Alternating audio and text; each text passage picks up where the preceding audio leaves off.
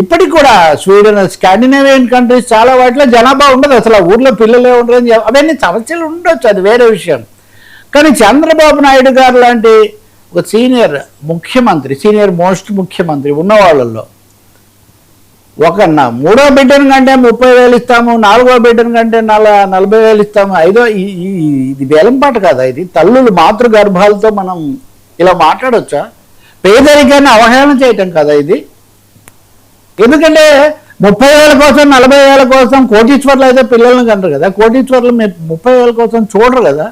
అసలు ఇది ఎటువంటి సంకేతం ఇస్తుంది అన్న, ఒకవైపున సంక్షేమ పథకాలు లేకపోతే ఇట్లాంటి వాటినే కొంతమంది అవహేళన చేస్తున్నారు, ప్రజలను బిచ్చగాళ్ళం చేస్తున్నారు, వీళ్ళేంటి అదేంటి ఇదేంటి అని. కానీ ఇక్కడ మీరు పిల్లలను కన్నందుకు కూడా ఒక్కసారి ఇస్తారు మీరు 30,000. 30,000తో ఒక మనిషి ఎంతకాలం బతుకుతాడండి?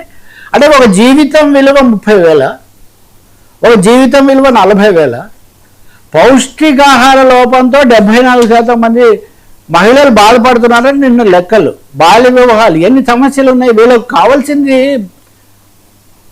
వైద్య సహాయం చేయాలి, ప్రసూతి సౌకర్యాలు పెంచాలి. ఇవన్నీ చేసే బదులు మీరు పిల్లల కంటే మేము 30,000 ఇస్తాము, 40,000 ఇస్తాము, జనాభా తగ్గిపోతూ ఉంది. నిజంగా ఏదైనా ఒక స్పష్టమైన ఆధారం ఉందా?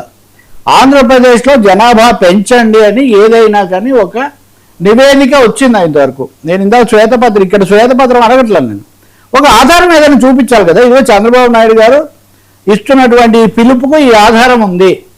ఆంధ్రప్రదేశ్ లేకపోతే దక్షిణాది రాష్ట్రాల జనాభా తగ్గింది, జనాభా నియంత్రణ 2011 నుంచి అమలు జరిపాం, తగ్గింది. అదే తప్పు కాదే. దానివల్ల మహిళల ఆరోగ్య పరిస్థితి మెరుగుపడిందని చాలా శాస్త్రీయ అధ్యయనాలు చెప్తున్నాయే. ఇప్పుడు IVF సెంటర్లు కూడా పెడతాము పిల్లలను కనడానికి. ఇవన్నీ